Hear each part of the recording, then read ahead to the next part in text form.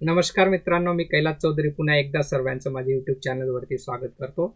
आपण आता B.Ed second year सिलेबसमधील C हा जो काही पार्ट आहे, engagement with the field एन्हान्सिंग professional capacities, या हेडखाली आपल्याला EPC9 इंटर्नशिप प्रोग्राम हा करावायचा आहे. तर इंटर्नशिप प्रोग्राममध्ये आपल्याला कोणकोणत्या प्रकारचे माहिती गोळा करावायची असते, अहवाल कसा लेखन करावायचं असतं किंवा कोणकोणते अहवाल आपल्याला तयार करावायचे असतात त्याविषयीची माहिती आजच्या व्हिडिओमधून आपण घेणार आहोत. तत्पूर्वी सर्वांना विनंती करेल, आपण जर माझे यूट्यूब चॅनल सबस्क्राईब केलं नसेल तर जरूर सबस्क्राईब करा. त्याचबरोबर बेल आयकॉनला क्लिक करायला विसरू नका. तर चला पाहूया EPC9 इंटर्नशिप प्रोग्राम विषयीची माहिती. मित्रांनो, आपण बीएड सेकंड इयरचा सिलेबस जर बघितला तो 4 भागांमध्ये विभागलेला आहे. पहिला जो भाग आहे ए पर्स्पेक्टिव्ह इन एज्युकेशन, या हेडखाली आपल्याला 2 पेपर अभ्यासायचे आहेत. PE5 guidance and counselling, P6 assessment and evaluation and inclusive education. त्यानंतर बी पार्ट आहे करिक्युलम अँड पेडॅगॉजिक स्टडीज, यामध्ये आपल्याला 2 पेपरचा अभ्यास करायचा आहे. CPS3 किंवा CPS4 curriculum and pedagogic studies school subject first. आपली जी फर्स्ट मेथड असेल तो पेपर या ठिकाणी आला. आणि दुसरा म्हणजे सेकंड मेथड. समजा एखाद्या विद्यार्थ्याचं मॅथ असेल तर त्याची फर्स्ट मेथड मॅथ असेल तर दुसरी मेथड सायन्स असू शकते. तर अशा पद्धतीचे हे 2 पेपर बी एरिया आपल्याला अभ्यास करावायचा आहे. सी एरियामध्ये आपल्याला engagement with the field एन्हान्सिंग professional capacities, या हेडखाली आपल्याला EPC6 आहे अप्लाइड पेपर ऑन इंटर्नशिप, हा एक पेपर आहे. त्याच्यानंतर EPC7 आहे आपल्याला drama and art in education, याला एक ऑर आहे क्रिटिकल अंडरस्टँडिंग ऑफ ICT. त्याच्यानंतर EPC8 आहे practice teaching and observation for school lesson, आपल्याला काही लेसन्स या ठिकाणी घ्यावायचे आहेत EPC8 मध्ये. आणि त्याच्यानंतर EPC9 internship programme for 15 weeks in secondary school, आपल्याला 15 आठवड्याची इंटर्नशिप या ठिकाणी कंप्लीट करावायची आहे. याची माहिती आपण आजच्या व्हिडिओमधून घेणार आहोत. त्यानंतर डी एरिया आहे आपल्याला फील्ड बेस्ड ॲक्टिव्हिटीज, त्याच्यामध्ये P5, P6, CPS3 आणि CPS4 या विषयांचे काही प्रॅक्टिकल आपल्याला पूर्ण करावायचे आहे. त्याच्यानंतर विद्यापीठाचे ॲन्युअल लेसन म्हणून वार्षिक पाठ म्हणून आपल्याला 2 या ठिकाणी घ्यायचे आहे. दोघं म्हणजे फर्स्ट मेथड सेकंड मेथडचा एक लेसन आपल्याला या ठिकाणी करावायचं आहे. अशा पद्धतीचा सेकंड इयरसाठीचा हा प्रोग्राम आहे. तर EPC9 जो आहे internship programme for 15 weeks in secondary school, 15 आठवड्यांची जी इंटर्नशिप आपल्याला माध्यमिक शाळांमध्ये पूर्ण करावायची आहे. तर ती पूर्ण करत असताना आपल्याला कोणकोणते डॉक्युमेंट्स, कोणकोणते अहवाल आपल्याला तयार करावायचे आहेत त्याची माहिती या ठिकाणी आपण पाहणार आहोत. आता हा जो काही इंटर्नशिप प्रोग्राम आहे तो SCC स्किल एन्हान्समेंट कोर्स म्हणून ओळखला जातो. त्याला सिलेबसमध्ये EPC9 एन्हान्सिंग प्रोफेशनल कॅपॅसिटीज EPCचा लॉंग फॉर्म या ठिकाणी दिलेला आहे. हा जो काही प्रोग्राम आहे हा 15 आठवड्यांचा आहे आणि तो माध्यमिक शाळांमध्ये आपल्याला इंटर्नशिप अंडरमध्ये पूर्ण करावायचा आहे. याच्यासाठी सिलेबसमध्ये टीचिंग आवर्स दिलेले आहे आपल्याला 540, लर्निंग आवर्स आपल्याला 135 दिलेले आहेत. आणि इंटरनल एक्झाम याच्यासाठी जी आहे म्हणजे इंटरनल इव्हॅल्युएशन आपलं जे होणार आहे ते 220 मार्कांचं होणार आहे. यासाठी एक्सटर्नल एक्झाम नसते आणि टोटल जे स्कोर असतो आपल्याला 220 या ठिकाणी मिळवायचे आहेत. 220 पैकी स्कोर मार्क्स आपल्याला मिळवायचे आहेत. आता हा जो काही प्रोग्राम आहे हा क्रेडिट पॉईंटचा विचार केला तर 8 क्रेडिट पॉईंटचा हा कोर्स आहे, म्हणून अत्यंत महत्त्वाचा प्रोग्राम आहे. हे सगळे 220 मार्क्स आपल्याला कशा पद्धतीने प्राप्त करायचे, कोणकोणते अहवाल लेखन याच्यासाठी करावायचे त्याची माहिती या ठिकाणी आपण पाहणार आहोत. आता प्रशिक्षणार्थी ज्यावेळेस इंटर्नशिप प्रोग्राम पूर्ण करेल आणि पूर्ण केल्यानंतर जो महाविद्यालयात त्याला कोणकोणत्या गोष्टी जमा करावायचे त्याचा एक ओव्हरलुक आपण या ठिकाणी घेऊया. पहिली गोष्ट त्याला पूर्ण करायची ती म्हणजे आंतरवासिता उपक्रमाचे नियोजन. आता आंतरवासिता सुरू झाल्यानंतर त्या आंतरवासितेचं नियोजन विद्यार्थ्यांना या ठिकाणी तयार करावायचं आहे. दुसरं आहे आंतरवासिता उपक्रमात लेखन केलेली दैनंदिनी, एक दररोज आपण जे काही कार्य कराल त्याची एक दैनंदिनी या ठिकाणी आपल्याला तयार करावायची आहे.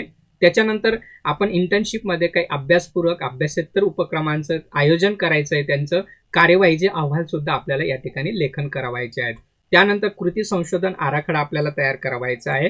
एखादा विषय घेऊन त्याचा आराखडा तयार करायचा आणि तो प्रत्यक्ष इंटर्नशिपमध्ये राबवून त्याचा अहवाल सुद्धा आपल्याला नंतरचा लिहावायचा आहे. म्हणून कृती संशोधन आराखडा वेगळा आहे आणि कृती संशोधन अहवाल वेगळा आहे.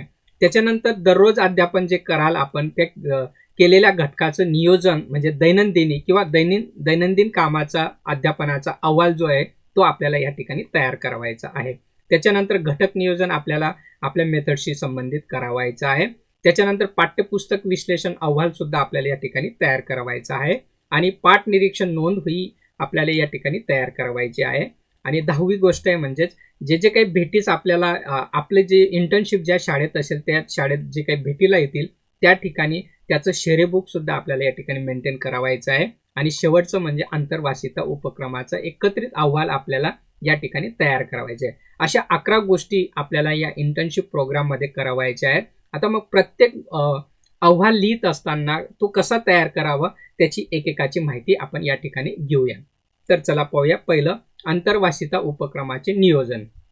आता आंतरवासिता उपक्रमाचं नियोजन करत असताना आमच्या महाविद्यालयामध्ये एक तक्ता आम्ही विद्यार्थ्यांना देतो. त्या तक्त्याप्रमाणे आपल्याला विद्यार्थ्यांना नियोजन करावायचे असते. मग ह्या तक्त्यामध्ये आठवड्यानुसार त्याला नियोजन करावायचे असते.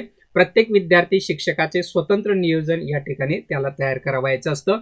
परंतु हे जरी त्याला स्वतंत्र तयार करावायचं असलं परंतु अभ्यासपूरक आणि अभ्यासेतर जे काही उपक्रम आहेत ते उपक्रम नियोजनाचे करत असताना त्या गटाचे सारखे असतील. समजा एका शाळेमध्ये 8 विद्यार्थी असतील तर त्या 8 विद्यार्थ्यांचं अभ्यासपूरक आणि अभ्यासेतर उपक्रम हे सारखे असतील. परंतु त्या 8 विद्यार्थ्यांना त्यांचं स्वतंत्र असं नियोजन या ठिकाणी तयार करावायचं आहे. आता नियोजन तयार करत असताना या तक्त्याप्रमाणे आपल्याला नियोजन तयार करावायचं आहे. आठवडा क्रमांक 15 आठवड्यांचं नियोजन आहे आपलं. दिनांक, आता समजा आमच्या महाविद्यालयाची इंटर्नशिप 2 तारखेपासून सुरू झाली. 2/1/2023 हा ते 7/1/2023 हा पहिला आठवडा झाला. असे आठवडे आपल्याला 15 आठवडे या ठिकाणी काढावायचे आहेत. आता एक एक्झाम्पल या ठिकाणी आपल्यासाठी दिलेलं आहे. आता समजा पहिल्या आठवड्यामध्ये आपली इंटर्नशिप सुरू झाली. एखादा विद्यार्थी मराठी आणि इतिहास अशा त्याच्या 2 अध्यापन पद्धती असतील. आता मराठीचं अध्यापनाचं नियोजन त्याला करावं लागेल. शाळेने जे त्याला वर्ग अध्यापनासाठी दिले असतील मराठीचा तर तो त्या वर्गा या ठिकाणी लिहायचा आहे. समजा इयत्ता 5वी आणि जो घटक तो अध्यापन करणार असेल या आठवड्यामध्ये तर त्याचं नाव या ठिकाणी लिहायचं आहे. तसं इतिहासाचं जे त्याला घटक या ठिकाणी मिळेल, वर्ग मिळेल, त्याचं नाव या ठिकाणी लिहायचं आहे. म्हणजे अध्यापनाचं नियोजन या ठिकाणी करावायचं आहे. आता अभ्यासानुवरती काही कार्यक्रम असतील त्यांचे नियोजन त्या ठिकाणी करावायचं असतं. समजा पहिल्या आठवड्यामध्ये एखाद्या गटाने निबंध स्पर्धेचं आयोजन केलं असेल तर ते निबंध स्पर्धा आणि कोणता विषय कशा प्रकारची ती स्पर्धा ते थोडं डिटेल या ठिकाणी तुम्ही लिहू शकता. अभ्यासपूरक कार्यक्रमांमध्ये समजा आता पहिल्या आठवड्यामध्ये क्रांतीज्योती सावित्रीबाई फुले यांची जयंती आपण साजरा करतो 3 तारखेला, 3 जानेवारीला. मग त्या हा कार्यक्रमाचं अभ्यासपूरक कार्यक्रममध्ये आपण नियोजन केलं असेल तर त्याचं नियोजन या ठिकाणी आपण लिहितो. असे जे काही कार्यक्रम ज्या आठवड्यामध्ये तुम्ही घेणार असाल त्या आठवड्याचं नियोजन या ठिकाणी करावं लागतं. आता निरीक्षणामध्ये आपण विद्यार्थी शिक्षकांचे आपण पाठांचं निरीक्षण करतो आणि शाळेतल्या काही वरिष्ठ शिक्षक असतील त्यांचे आदर्श पाठ सुद्धा आपण ऑब्झर्व करत असतो. आता समजा या आठवड्यामध्ये तुम्ही किती पाठ ऑब्झर्व करणार आहात, 1 करणार आहात की 2 करणार आहात, ती या ठिकाणी नियोजन आपल्याला या ठिकाणी करावायचं आहे. आणि आपण अध्यापन करत असताना आपण तोंडी प्रश्नोत्तरी मूल्यमापन या ठिकाणी करत असतो. परंतु मूल्यमापन करत असताना समजा आपण घटक नियोजन केलं असेल आणि त्या घटक नियोजनानुसार जर आपण एखादा घटक चाचणी घेत असाल तर ज्या आठवड्यात तुम्ही घटक चाचणी घेत असाल, समजा मी या ठिकाणी 6व्या आठवड्यामध्ये घटक चाचणी या ठिकाणी दाखवलेली आहे. किंवा शाळेमध्ये जर काही परीक्षांचं आयोजन असेल आपण इंटर्नशिप करत असताना तर त्याचंही नियोजनामध्ये तुम्ही समावेश या ठिकाणी करू शकता. अशा पद्धतीने आपल्याला 15 आठवड्यांचं नियोजन या ठिकाणी करावायचं आहे. असे आठवडे या ठिकाणी लिहायचे, त्यांच्या तारखा लिहायच्या आणि त्या प्रत्येक आठवड्यामध्ये आपण कोणतं काम करणार आहात त्याचं नियोजन आपल्याला या ठिकाणी महाविद्यालयामध्ये जमा या ठिकाणी करावायचं असतं. अशा प्रकारचं हे पहिला जो काही आपल्याला जमा करायचा आहे तो म्हणजे आंतरवासिता उपक्रमाचे नियोजन, ते ह्या पद्धतीने आपल्याला तयार करावायचं आहे. दुसरा महत्त्वाचा डॉक्युमेंट्स अहवाल आपल्याला जमा करायचा आहे तो म्हणजे आंतरवासिता उपक्रमात लेखन केलेली दैनंदिनी. आता आंतरवासिता हा जो काही उपक्रम आहे हा 15 आठवड्यांपर्यंत चालणार आहे. मग या 15 आठवड्यांमध्ये आपल्याला एक दैनंदिनी या ठिकाणी लिहायची. आता ही जी काही प्रत्येक छात्र शिक्षकाने दैनंदिनी या ठिकाणी लिहिणं अपेक्षित आहे किंवा बंधनच आहे. यात शाळा सुरू झाल्यापासून म्हणजे प्रत्येक दिवसाचं तर सुटेपर्यंत प्रत्येक वेळी त्याने काय काम केलं त्या कामकाजाची नोंद या दैनंदिनमध्ये त्याला करावायची आहे. उदाहरणार्थ या ठिकाणी मी एक्झाम्पल दिलेलं आहे, एका दिवसाचं एक्झाम्पल आहे. समजा आपण 2 तारखेला इंटर्नशिपला गेलात तर त्या 2 तारखेला आपण तासिका घेतल्या असतील त्याचं वेळ या ठिकाणी टाकायचं, तपशील त्या ठिकाणी लिहायचं आहे. उदाहरणार्थ समजा पहिली तासिका ही परिपाठ असतो, आपण परिपाठाला तुम्ही उपस्थित राहता. आता परिपाठाची वेळ 11:30 ते 11:45 असेल. या ठिकाणी तुम्ही प्रार्थना, राष्ट्रगीत, बोधकथा, सुविचार याच्यामध्ये आपण काय सहभाग नोंदवला ते या ठिकाणी नोंदवायचं आहे. त्याच्यानंतर पहिली तास 11:45 ते 12:20 मराठी इयत्ता 5वी धोंडा हा पाठ तुम्ही विद्यार्थ्यांना अध्यापन केलं असेल तर त्याचं तुम्ही या ठिकाणी नोंदवू शकता. आपले जो विषय असेल, मराठी असेल, इतिहास असेल, हिंदी असेल, विज्ञान असेल, गणित असेल, ज्या ज्या ठिकाणी तो तास ज्या ज्या वर्गावरती घेतला असेल आणि काय शिकवलं त्याचं नमूद या ठिकाणी करायचं आहे. अशी दुसरी तासिकेला नेमकं काय केलं, तिसऱ्या तासिकेला तुम्ही काय केलं, लहान सुट्टीला तुम्ही काय केलं, ब्रेक असेल तर आपण ब्रेकही घेऊ शकतो. पण एखाद्या विद्यार्थ्याने काही तासाची काही टीचिंग एड शैक्षणिक साहित्य तयार केलं असेल ते या ठिकाणी लिहू शकतात. आता 3 तारखेचा जर आपण विचार केला, आपण एक कार्यक्रम घेतला म्हणून कार्यक्रमाची तयारी जर आपण केली असेल तर ती कार्यक्रमाची तयारी या ठिकाणी लिहू शकतात. असं म्हणजे प्रत्येक त्या तासांमध्ये आपण काय काम केलं हे या ठिकाणी नोंदणी करणं अपेक्षित आहे. आता 7वा, 8वा, 9वा तासाला जर शाळेमध्ये कार्यक्रम असेल तर तो प्रत्यक्ष कार्यक्रमाचं अंमलबजावणी या ठिकाणी तुम्ही केलेली आहे. अशा पद्धतीने प्रत्येक दिवसाचं तपशील दैनंदिनीमध्ये आपल्याला लिहावायचं. यासाठी आपण एक 100 पानांची वही तयार करावायची आणि त्यामध्ये अशा तासिका, वेळ आणि तपशील त्या ठिकाणी लिहित प्रत्येक दिवसाचं आपल्याला ही वही तयार करावायची आहे. आणि आपले जे काही मार्गदर्शक असतील किंवा गटप्रमुख शिक्षक असतील त्यांची स्वाक्षरी या वरती आपल्याला घ्यावायची असते. अशा पद्धतीचं ही दुसरा जो डॉक्युमेंट आपल्याला अहवाल आपल्याला या ठिकाणी तयार करायचा तो म्हणजे आंतरवासिता उपक्रमात लेखन केलेली दैनंदिनी. तिसरा आपल्याला तयार करायचं आहे अभ्यासपूरक अभ्यासेतर उपक्रमांचे आयोजन आणि कार्यवाहीचे अहवाल. आता 15 आठवडे आपण शाळांमध्ये काम करणार आहात, तिथल्या शिक्षकांसोबत आपण काम करणार आहात. तर मग या 15 आठवड्यांमध्ये काही अभ्यासपूरक आणि अभ्यासेतर उपक्रमांचं आयोजन आपल्याला करावायचं आहे आणि त्यांचं प्रत्यक्ष कार्यवाही केल्याचा अहवाल सुद्धा आपल्याला या ठिकाणी लेखन करावायचं आहे. आता हा अहवाल लिहित असताना या मुद्द्यांनुसार आपल्याला या ठिकाणी लिहायचं आहे. उदाहरणार्थ नंबर 1 प्रस्तावना ही समजा आपण एक उदाहरण घेतलं, क्रांतीज्योती सावित्रीबाई फुले यांची जयंती आपण साजरा केली. तर मग यावरती जर आपल्याला अहवाल लिहायचा असेल तर अगोदर आपण प्रस्तावना लिहा, कार्यक्रम काय आहे त्याची माहिती लिहा, क्रांतीज्योती सावित्रीबाई फुलेंविषयी थोडक्यात माहिती या ठिकाणी लिहा, उपक्रमांची काय माहिती त्याची नमूद या ठिकाणी करा. दुसऱ्या मुद्द्यामध्ये उपक्रमांची उद्दिष्टे काय आहेत, यातून विद्यार्थ्यांना आपल्याला कोणती मूल्य विद्यार्थ्यांमध्ये रुजवायचे, शिक्षणाचं महत्त्व कसं रुजवायचं आहे, ती उद्दिष्ट तुम्ही हा उपक्रम राबवत असताना निश्चित केली असतील 2-3 ती या ठिकाणी नमूद करायची आहे. त्यानंतर उपक्रमाची काही कार्यवाही कशी केली, कोणकोणत्या प्रकारचे कार्यक्रम तुम्ही घेतले, विद्यार्थ्यांनी भाषण केली, शिक्षकांनी केली किंवा काही वेगळं तुम्ही वेशभूषा करून सावित्रीबाई फुले विषयी काय विद्यार्थ्यांमध्ये माहिती दिली, अशी जी काही कार्यवाही असेल ती या ठिकाणी तुम्ही देऊ शकतात. उपक्रमात सहभागी शिक्षक आणि विद्यार्थी यांची माहिती या ठिकाणी तुम्ही देऊ शकतात. उपक्रमांचे फलित काय प्राप्त झालं ते या ठिकाणी आपल्याला लेखन करावायचं आहे. आणि शेवटी प्रशिक्षणार्थी शिक्षकाचे मनोगत.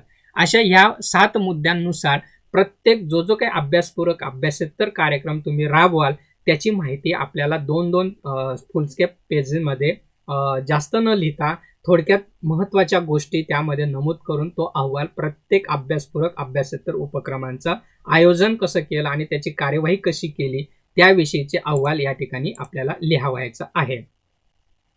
असा अहवाल आपल्याला या ठिकाणी तयार करावायचा आहे. त्यानंतर आता अभ्यासपूरक उपक्रमांचे जे काही प्रकार आहेत ते थोडक्यात माहिती या ठिकाणी आपल्याला देईल, कारण काही विद्यार्थी अभ्यासपूरक आणि अभ्यासेतर उपक्रमांमध्ये गोंधळ होत असतो. आता अभ्यासपूरक जे उपक्रम आहेत त्यामध्ये भाग घेणाऱ्याच्या दृष्टिकोनाने वर्गीकरण आपल्याला करता येतात.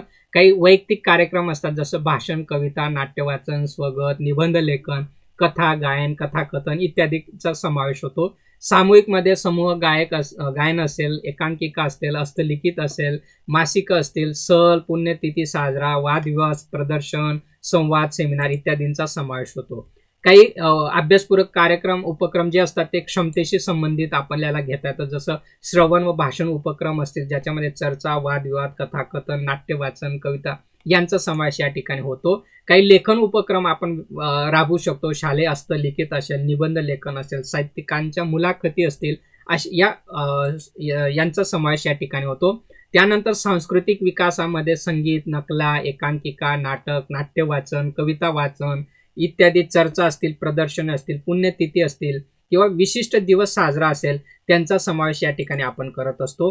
छंदमध्ये जर सद्विचारांचा संग्रह असेल, विशिष्ट दृष्टिकोन असेल, देशभक्तीवरील कविता असेल, साहित्यांचा संग्रह असेल, इत्यादींचा या ठिकाणी घेऊ शकता. आता 15 आठवडे आपण ज्या शाळेत राहतायत, जर एखादा छंद विद्यार्थ्यांमध्ये जोपासायचा असेल, रुजवायचा असेल, तर तुम्ही त्यांना एखादी थीम द्या आणि या 15 आठवड्यांमध्ये त्यांना न्यूजपेपरमधून त्या संदर्भातले काही कात्रणं गोळा करायला लावा आणि त्यांना एक मस्त प्रोजेक्ट तुम्ही त्यांना देऊ शकतात. म्हणजे एक वेगळा छंद विद्यार्थ्यांमध्ये तुम्ही जोपासू शकतात. अशा वेगवेगळ्या क्रिएटिव्हिटी राबवून असे वेगवेगळे उपक्रम तुम्ही या ठिकाणी राबवू शकता. सहकार्य व सामाजिकरण असेल, पाठांतराच्या स्पर्धा असतील, असे अभ्यासपूरक वेगवेगळे उपक्रम तुम्ही कोणताही जे जे उपक्रम तुम्हाला राबवायचे असतील आपल्या शाळेच्या परवानगीने ते तुम्ही या ठिकाणी राबवू शकता. त्यानंतर अभ्यासेतर उपक्रमांचे काही वेगवेगळे प्रकार आहेत. त्यामध्ये पहिला आहे खेळ आहे, प्रमुख व दुय्यम देशी विदेशी त्यांच्या स्पर्धांचं आयोजन करणे, सहली किंवा शिबिरे आहेत, स्थानिक दूरच्या किंवा पायी वाहनातून. आता ह्या सगळ्या गोष्टी आपल्याला शक्य होत नाही, परंतु त्या शाळांमध्ये जर आयोजन केले असतील तर त्याच्यात आपण सहभाग घेऊन आपण या प्रकारचं आयोजनामध्ये आपण भाग घेऊ शकतो. मंडळे असतील, जसं वाङ्मय मंडळ, नाट्य मंडळ असेल, संगीत, कला, चर्चा, अभ्यास, वादविवाद, वक्तृत्व, त्यांचाही आपण वापर या ठिकाणी कार्यक्रम उपक्रम राबवण्यासाठी घेऊ शकतो अभ्यासेतर. त्याच्यानंतर नियतकालिके असतील, नित्य व नैमित्तिक सभा असतील, स्वयंशासन असेल, शालेय स्तरावर शालेय स्वराज्य, समजा इतिहासाच्या विद्यार्थ्याला या प्रकारचे स्वयंशासनचे उपक्रम राबवता येऊ शकतो. समाज निरीक्षण असेल, अशा वेगवेगळ्या पद्धतीचे अभ्यासेतर उपक्रमांचं आयोजन आपण या ठिकाणी इंटर्नशिपमध्ये करू शकतात. त्यानंतर कृती संशोधन आराखडा हा चौथा महत्त्वाचा अहवाल आपल्याला या ठिकाणी महाविद्यालयात जमा करायचा असतो. आता इंटर्नशिपमध्ये एखादी आपण शाळेत गेल्यानंतर समजा शाळेमध्ये आपल्याला एखादी समस्या जाणवत असेल तर ती समस्या कशी सोडवता येईल यासाठी तुम्ही एक छोटंसं कृती संशोधन त्या ठिकाणी राबवू शकता. त्यासाठी जर आपल्याला एखादी समस्या जाणवली तर त्याचा अगोदर त्या समस्येचा एक आराखडा आपल्याला तयार करावा लागेल. हा आराखडा अगदी 2-3 पानांमध्ये आपल्याला या ठिकाणी लेखन करावायचा असतो. तर मग लेखन करत असताना काही मुद्द्यांचा विचार तुम्ही करायचा असतो. तर सुरुवातीला प्रस्तावना लिहा, त्या प्रस्तावनेमध्ये ती समस्या नेमकी काय, कशी तुम्हाला ती जाणवली, त्याविषयीची थोडक्यात ओळख या ठिकाणी करून द्या. मग त्याचं समस्येचं शीर्षक या ठिकाणी नमूद करा. यासाठी तुम्हाला जे व्याख्यानं झालेले कृती संशोधनांचे त्याचा तुम्ही वापर करू शकता. या ठिकाणी आपण फक्त आराखडा कसा तयार करावा, कोणत्या स्टेप्सने करावा त्याची माहिती मी या ठिकाणी देत आहे. संशोधनाची उद्दिष्टे निश्चित करा. 2-3 संशोधनाची उद्दिष्टे तुम्ही निश्चित करू शकता. परिकल्पना निश्चित करा. जे संभाव्य उत्तर असेल ती परिकल्पना तुम्ही या ठिकाणी निश्चित करू शकता.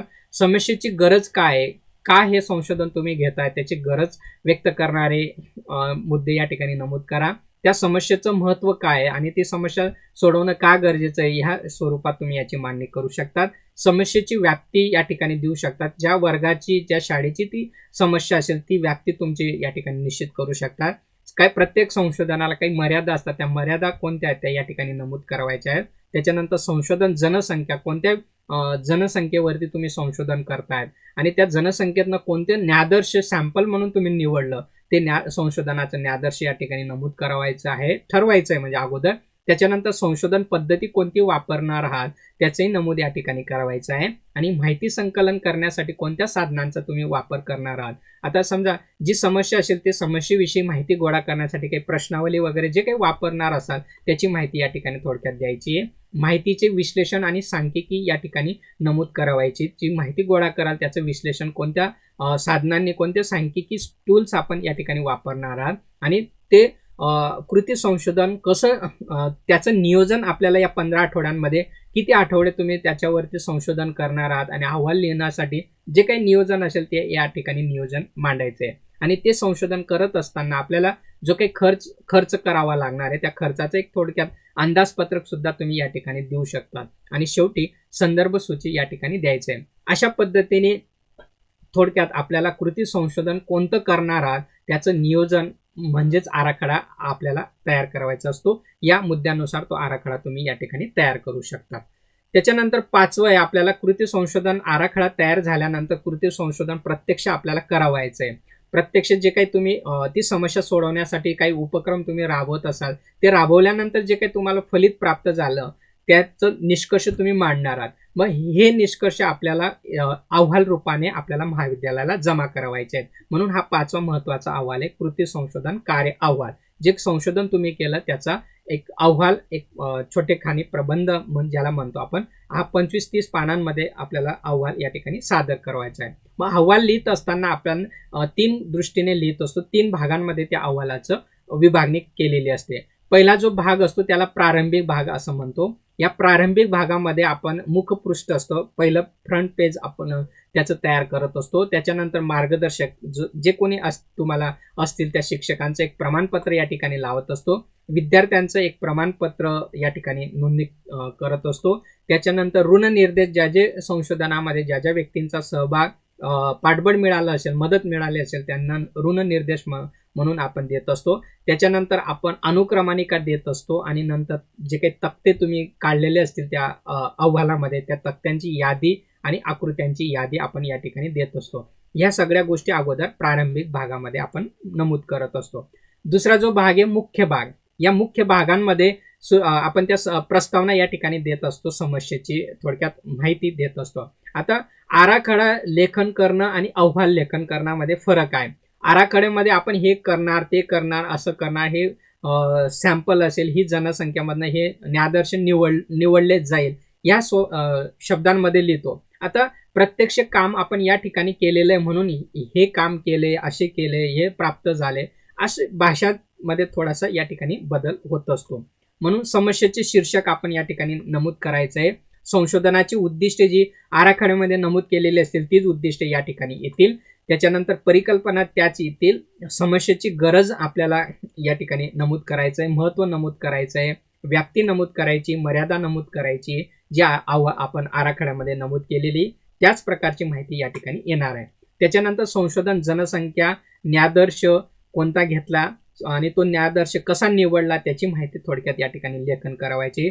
संशोधनासाठी कोणती पद्धत वापरली ते या ठिकाणी लिहायचं आहे आणि माहिती संकलनासाठी कोणती साधनं वापरली, ती साधनांची माहिती थोडक्यात ती कशी तयार केली त्याची माहिती आपल्याला या ठिकाणी लेखन करायची आहे. आणि जी माहिती तुम्हाला प्राप्त झाली त्याचं विश्लेषण आपल्याला प्रत्यक्ष या ठिकाणी करायचं आहे आणि त्या विश्लेषणावरून विश्लेषण करत असताना काही सांख्यिकीय गणिती जे काही साधन आहे त्यांचा वापर करून आपल्याला योग्य तो अन्वयार्थ या ठिकाणी त्या माहितीतून प्राप्त होतो तो सुद्धा या ठिकाणी नमूद करायचा आहे. आणि अन्वयार्थानुसार आपल्याला काही निष्कर्ष सुद्धा या ठिकाणी मांडवायचे आहेत. अशा पद्धतीने हा दुसरा भाग येतो.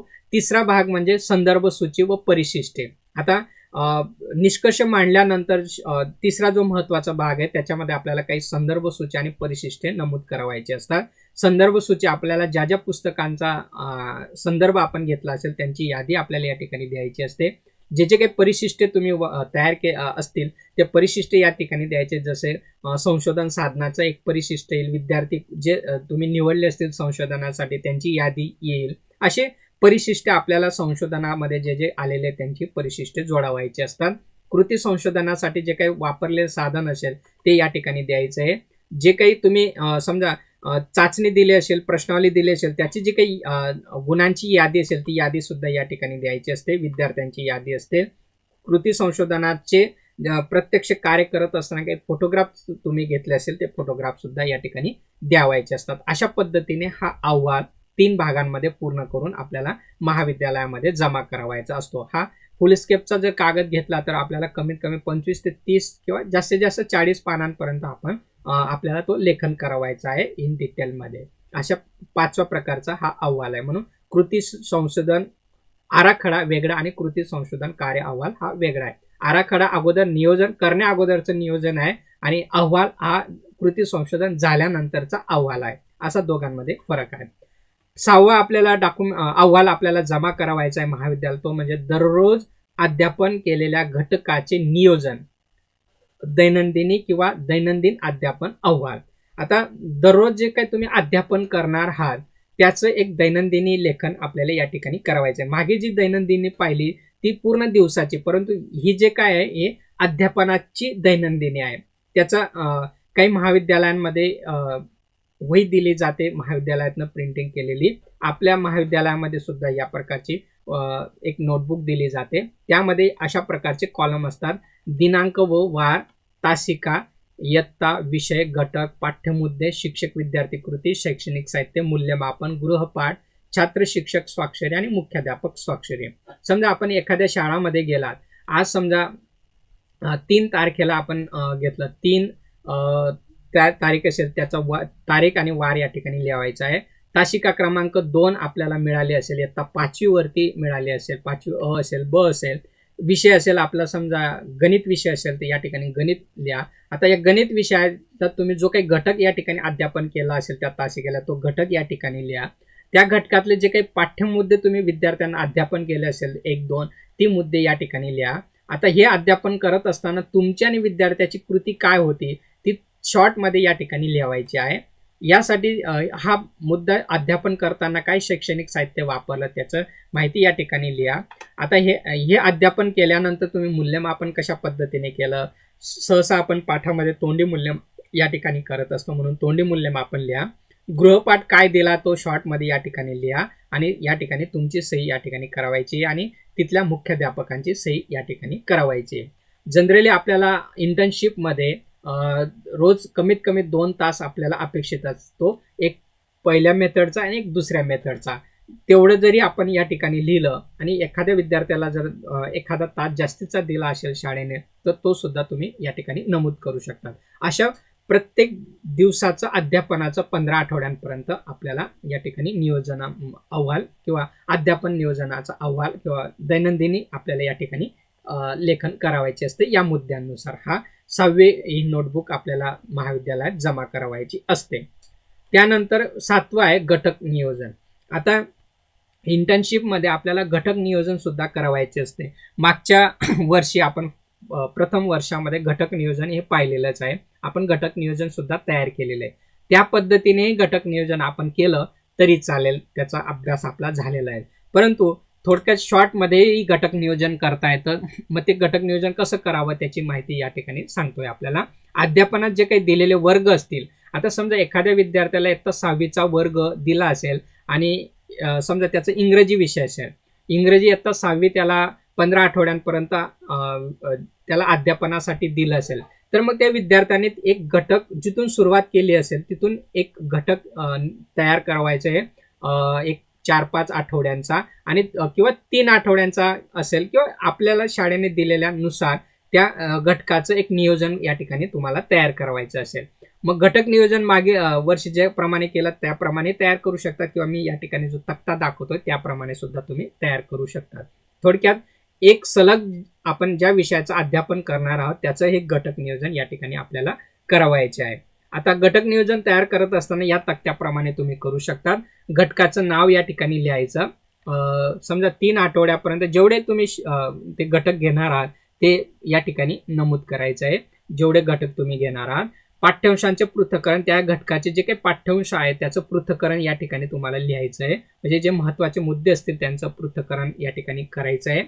उद्दिष्टे आणि स्पष्टीकरण या ठिकाणी लिहायचे आहेत. आपण लेसन काढत असताना उद्दिष्टे आणि स्पष्टीकरण पाहिले. महत्त्वाची उद्दिष्टे आणि स्पष्टीकरण या ठिकाणी लेखन करावायचे आहेत. आता अध्ययन, अध्यापन, अनुभूती आपल्याला या ठिकाणी लिहायचे. अध्ययन, अनुभव, विद्यार्थ्यांना तुम्ही ते मुद्दा स्पष्ट करून देण्यासाठी कोणते अध्ययन अनुभव दिले त्यांची नोंदणी या ठिकाणी करायची आणि त्यासाठी कोणत्या अध्यापन पद्धतींचा वापर तुम्ही केला, काही शैक्षणिक साहित्य वापरलं असेल त्याच्यानं तुम्ही जो अनुभव दिला असेल त्याची नोंदणी या ठिकाणी तुम्ही करू शकता आणि त्याचं मूल्यमापन जसं तुम्ही तोंडी केलं असेल आणि शेवटी घटकाचं नियोजन ज्या वेळेस करतो आपण शेवटी एक प्रश्नपत्रिका सुद्धा त्यावरती तयार करतो, म्हणून शेवटी त्याची लेखी परीक्षा सुद्धा आपण घेऊ शकतात मूल्यमापनामध्ये. अशा पद्धतीचं एक घटक नियोजन आपल्याला तयार करून महाविद्यालयामध्ये जमा करावायचे आहे. हा झाला 7वा मुद्दा, जो अहवाल आपल्याला जमा करायचा आहे. 8वं आपल्याला पाठ्यपुस्तक विश्लेषण अहवाल. आपल्याला आपल्या मेथडचं पाठ्यपुस्तक विश्लेषण या ठिकाणी करावायचं आहे. आता समजा घटक नियोजन जर आपण पहिल्या मेथडचं केलं असेल तर विश्लेषण दुसऱ्या मेथडचं करा. जर घटक नियोजन आपण दुसऱ्या मेथडचं केलं असेल तर पाठ्यपुस्तक विश्लेषण पहिल्या मेथडचं करा. जर व्हाईस वर्सा केलं तर दोघं अध्ययन पद्धतीचा आपल्याला डिटेलमध्ये अभ्यास या ठिकाणी करता येऊ शकतो. तर मग पाठ्यपुस्तक विश्लेषण अहवाल आपण कोणत्या मेथडचं घ्यायचं आपण त्या महाविद्यालयाचे प्राध्यापक आपल्याला सांगतील, परंतु आपल्या मेथडनुसारच आपल्याला पाठ्यपुस्तक विश्लेषण करायचं आहे. तर मग पाठ्यपुस्तक विश्लेषण करत असताना कोणत्या मुद्द्यानुसार त्या पाठ्यपुस्तकाचं विश्लेषण करायचे ते मुद्दे मी तुम्हाला या ठिकाणी सांगणार आहे. अध्यापन पद्धतीनुसार आपल्याला हे पाठ्यपुस्तक विश्लेषण अहवाल तयार करायचा आहे. सुरुवातीला थोडक्यात प्रस्तावना आपल्याला द्यायचं आहे. त्याच्यानंतर दुसरा मुद्दा येतो तो म्हणजे पाठ्यपुस्तकाचे बहिरंग. आता बहिरंग म्हणजे बाहेरील जो काही भाग असतो, जो आपल्याला पुस्तक पाहिल्याबरोबर दिसतो, त्या सगळ्या गोष्टींचा समावेश या ठिकाणी होतो. त्यामध्ये मग मुखपृष्ठ, मलपृष्ठ, पहिलं आणि शेवटचं पृष्ठ कशा पद्धतीचं त्याचं थोडक्यात विश्लेषण या ठिकाणी करायचं आहे. त्या पुस्तकाचा कागद असेल, त्याची छपाई असेल, त्याचा आकार असेल, टाईप असेल, मूल्य असेल, या सगळ्या गोष्टींचं निरीक्षण करून त्याच्या अहवालामध्ये नोंदणी आपल्याला या ठिकाणी करायचा आहे.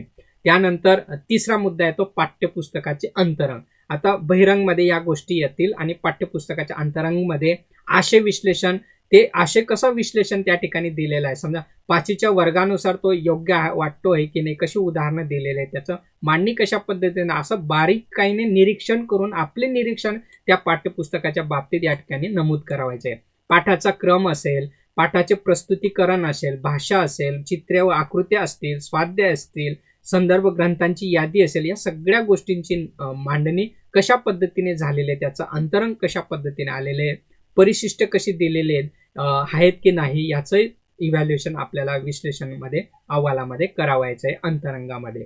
त्याच्यानंतर चौथा जो मुद्दा आहे तो प्रशिक्षणार्थीचे पाठ्यपुस्तकाविषयी चिकित्सक मत. हे सगळं अभ्यास केल्यानंतर आपल्याला एक ट्रेनर म्हणून किंवा एक शिक्षक म्हणून त्या पुस्तकाच्या बाबतीत काय मत आपलं तयार झालं, सगळ्या गोष्टी पाहिल्यानंतर ते एक आपलं मत त्या पुस्तकाच्या बाबतीत नोंदणी या ठिकाणी करावायची आहे. अशा पद्धतीने पाठ्यपुस्तकाचं विश्लेषण अहवाल आपल्याला लेखन करून आपल्या मेथडनुसार तो सुद्धा आपल्याला महाविद्यालयात जमा करावायचा आहे.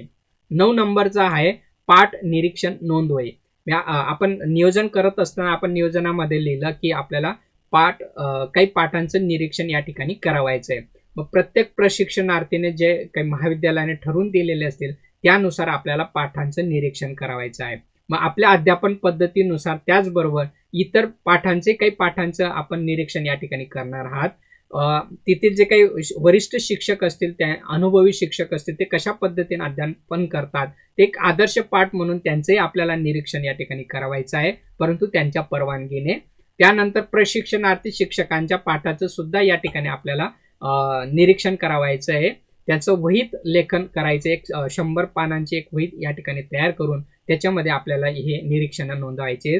मग हे निरीक्षण कशा पद्धतीने करावं, कोणत्या मुद्द्यांनुसार करावं, त्याची काही माहिती आपण या ठिकाणी घ्यायची. आणि पाठ निरीक्षण झाल्यानंतर त्या शिक्षकाचा, तो विद्यार्थी शिक्षक असेल, त्या शाळेतले वरिष्ठ शिक्षक असतील, त्यांची सही मात्र आपल्याला या ठिकाणी घ्यायची आहे.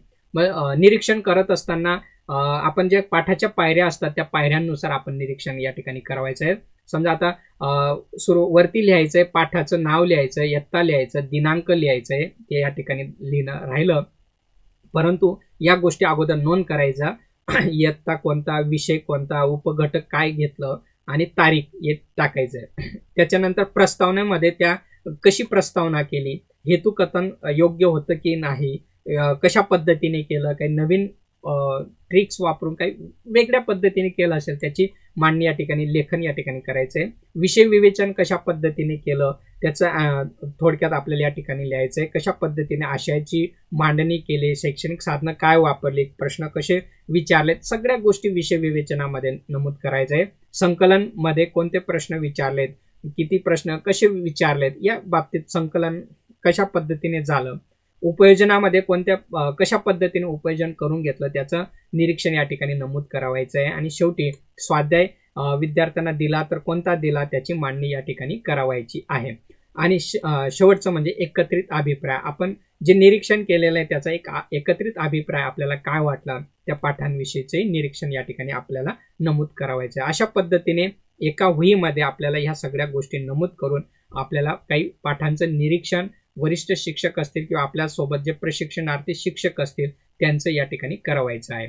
फक्त हे निरीक्षण करत असताना वरती सुरुवातीला इयत्ता, वर्ग, घटक, उपघटक आणि तारीख हे लिहायला मात्र विसरू नका. अशा पद्धतीने आपल्याला पाठ निरीक्षण नोंद वही सुद्धा या ठिकाणी तयार करावयाची आहे. हा 9वा अहवाल एक प्रकारे आपल्याला महाविद्यालयात जमा करावायचा आहे. त्यानंतर जसं ही इंटर्नशिप आलं, त्या सुरुवातीला विद्यापीठाकडनं 2 वर्षापर्यंत भरारी पथक नेमण्यात आलेलं होतं. आजही येऊ शकतं असं आपण गृहीत धरूया, किंवा महाविद्यालयाचे प्राचार्य असतील, तिथले इन्चार्ज प्राध्यापक असतील, किंवा इतर कोणी अधिकारी त्या शाळेला भेट देत असतील आणि त्यांनी जर विचारलं ते हे विद्यार्थी कोण आहे किंवा हे कोण आहेत, तर त्यांनी जर सांगितलं इंटर्नशिपला आलेले आहेत, तर त्यांनी तुमचं कामाचं जर निरीक्षण केलं असेल, तर असे भेट देणाऱ्या व्यक्तींचं एक शेरे बुक आपण मेंटेन करावायचं आहे. आता हे शेरे बुक प्रत्येक शाळेचं एकच असेल, प्रत्येक त्या गटाचं एकच असेल, प्रत्येक वैयक्तिक या ठिकाणी करावायचं नाहीये. परंतु सगळ्यांची ही जबाबदारी असेल. कोणी आपल्याला भेटीस आला, आपलं काम बघितलं, तर त्यांना एक शेरे बुक द्यायचं आणि त्या शेरे बुकमध्ये आपल्या कामाविषयीची पावती या ठिकाणी घ्यावेत. आपले गटप्रमुख आपल्याला नेहमी भेट देत असतील, आपल्या महाविद्यालयाचे प्राचार्य येतील, ते जेव्हा जेव्हा भेट देतील, आपलं कामकाज बघतील, त्यांची जी काही निरीक्षणं असतील आपल्या इंटर्नशिप विषयी, त्याची नोंदणी या शेरे बुकमध्ये ते करतील आणि ते करून घ्यायचं आपल्याला आहे, आठवणीने हे करावायचं आहे. मग प्रत्येक गटाचं एक भेट पुस्तिका किंवा शेरे बुक आपल्याला मेंटेन करावायचं आणि ते महाविद्यालयाला जमा करायचं आहे. आपले जे काही गटप्रमुख असतील ते गटप्रमुख हे महाविद्यालयाला जमा करतील. येणाऱ्या प्राध्यापक, भरारी पथक असे, महाविद्यालयाचे प्राचार्य असतील, विभाग प्रमुख असतील, यांचे शेरे या ठिकाणी नोंदवायचे आहेत, घ्यायचे आहेत.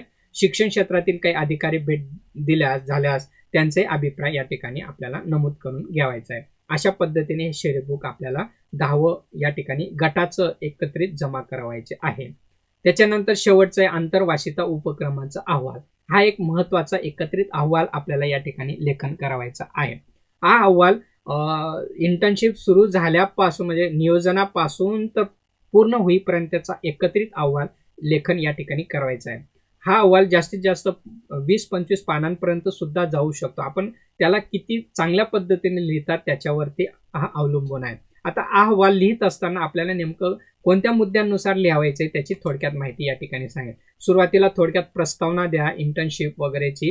त्या प्रस्तावनेमध्ये तुम्ही ह्या 3 गोष्टी नमूद करू शकतात. अंतर्वासितेचा अर्थ काय, अंतर्वासितेचं स्वरूप काय, अंतर्वासितेची वैशिष्ट्ये काय, जो आपल्याला पेपर आहे त्या पेपरच्या काही गोष्टी थेरॉटिकल माहिती या ठिकाणी आपल्याला नमूद करावायचं आहे प्रस्तावनेमध्ये. अशाच प्रस्तावना थोडक्यात लिहा, त्याचे मुद्दे करा, अ, ब, क. दुसरं महत्वाचं आहे अंतर्वासितेचे नियोजन आणि कार्यवाही. आता प्रत्यक्ष नियोजन कसं झालं आणि त्याची कार्यवाही तुम्ही काय केली त्या संदर्भातले काही मुद्द्यांची माहिती या ठिकाणी अहवालामध्ये लिहायची आहे. मग त्यामध्ये पहिला मुद्दा आपण विचारात घेतो, अंतर्वासितेसाठी प्राप्त शाळेची माहिती. तुम्हाला जी शाळा मिळाली त्या शाळेची थोडक्यात माहिती या ठिकाणी लिहावायची आहे. त्या शाळेची जे काही पार्श्वभूमी असेल त्याची माहिती या ठिकाणी तुम्हाला नोंदणी करावायची आहे. त्याच्यानंतर ब, अंतर्वासिता गटातील प्रशिक्षणार्थी. आता तुमचा जो गट ज्या शाळेत गेला असेल त्या गटामध्ये जे विद्यार्थी समावेश असतील त्या विद्यार्थ्यांची नावं डिटेलमध्ये या तक्त्याप्रमाणे या ठिकाणी तुम्हाला या ठिकाणी लिहावायचे आहेत. त्यांचे अनुनंबर 10 विद्यार्थी असतील तर 10 विद्यार्थी, 5 असतील 5, जी काही संख्या असेल तेवढे नावं या ठिकाणी लिहायचे. त्यांचं नाव, त्यांचा रोल नंबर, त्यांच्या अध्यापन पद्धती, पहिली कोणती अध्यापन पद्धती, दुसरी कोणती होती, असा हा तक्ता या ठिकाणी अंतर्वासिता गटातील प्रशिक्षणार्थी विद्यार्थ्यांच्या बाबतीत या ठिकाणी लेखन करावायचं आहे. त्याच्यानंतर मार्गदर्शक, प्राध्यापक, मुख्याध्यापक, पर्यवेक्षक, शिक्षक, शिक्षकेतर कर्मचारी किंवा प्रशिक्षणार्थी सभा यांची सभा ज्या ज्या वेळेत झाले त्या सभांची माहिती या ठिकाणी लिहायची आहे. आता सभा आपण आपल्या महाविद्यालयामध्ये इंटर्नशिप सुरू करण्या अगोदर आपण शिक्षक, मुख्याध्यापक यांची आपण एक सभा घेतली होती. त्या सभेची माहिती तुम्ही या ठिकाणी लिहू शकता. कोणत्या दिवशी झाली, त्या सभेमध्ये काय मार्गदर्शन आपल्याला करण्यात आलं, थोडक्यात या ठिकाणी तुम्ही लिहावायचं आहे, कारण नियोजन आणि कार्यवाहीच्या बाबतीत. त्यानंतर पुढचा मुद्दा त्याच्यातलाच अध्यापन केलेले घटक.